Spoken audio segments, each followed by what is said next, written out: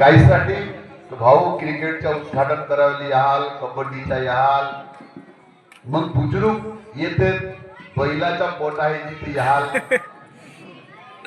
पण हा म्हणजे मला आवर्जून आपलं सर्वांचं कौतुक करावं वाटते. या रामलल्ला प्राणप्रतिष्ठा उत्सव समितीचे जे आयोजक आहेत महाविद्यालयाचे पोरं, मी 2-4 नाव घेतलं तर बाकीचे नाराज होते, सर्वच पोरं. आणि तुम्ही त्यांना मदत करणाऱ्या माझ्या लाडक्या बहिणींनो, माझे सर्व लाडके शेतकरी, माझे लाडके नवयुवक मित्र, तुम्ही त्यांच्या पाठीशी खंबीरपणे उभे आहात म्हणून हा एवढा मोठा कार्यक्रम होते. लोक कधीच कीर्तन ऐकायला जात नाही, भजनामध्ये तो कुत्रा नाही.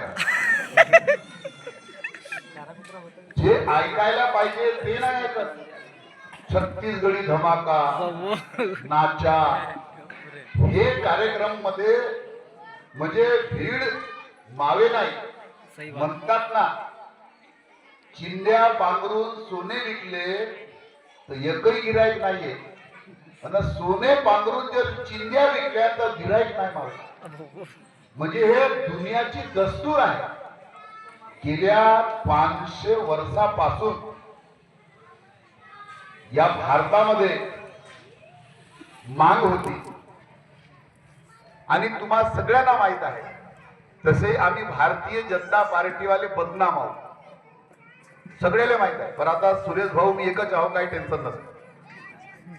बदनाम असे आहो की रामलला हम आएंगे, मंदिर वही बनाएंगे.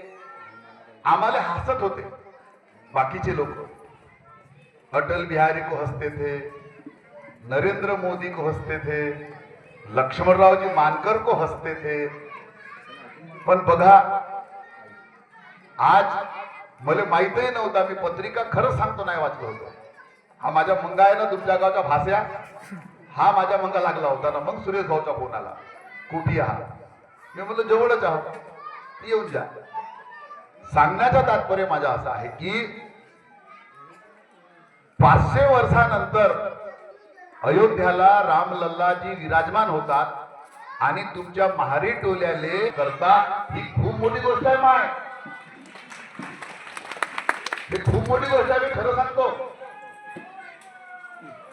जय श्रीराम.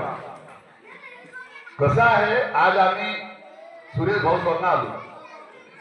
आमचे श्यामराव बावनथळेजी यांनी जे प्रस्तावना करायचा होता ते केलं. मग आमच्या श्यामकलाताई मेंढे सरपंच, त्यांनी सुद्धा आपल्या शब्दामध्ये आमदारासमोर जो बोलायचं आहे